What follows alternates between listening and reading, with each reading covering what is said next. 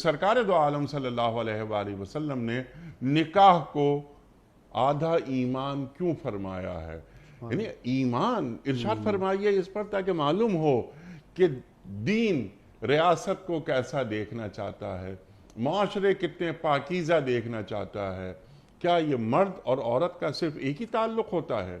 جو ہم دیکھتے ہیں کہ بعض ریاستوں میں کہ عورت محض کیا صرف بدن کا نام ہے؟ جی اچھا، یہ ایک بڑی بات ہے کہ اسلام نے صحیح جو عزت عورت کو دی ہے وہ اسلام نے دی ہے۔ سبحان اللہ، احترام اور سبحان وقار اللہ۔ جو آپ نے فرمایا کہ مغرب نے عنوان بڑا خوبصورت بنایا وومن رائٹ، اور عورت کو صرف ایک ہوس کا نشانہ اور بدن، اور اسلام نے عورت کو ماں، بیٹی، بہن، وقار، ایک وقار کی چادر دے کر اس کو با عزت بنایا کہ ماں بوڑھی بھی ہو جائے، کچھ بھی ہو جائے، وہ اس کا احترام بڑھتا چلا جاتا ہے۔ بیٹی ہوتی ہے تو احترام ہوتا ہے، بہن بنتی ہے اور احترام ہو جاتا ہے، ماں بنتی اور احترام، دادی بنتی ہے، احترام بڑھتا چلا جاتا ہے۔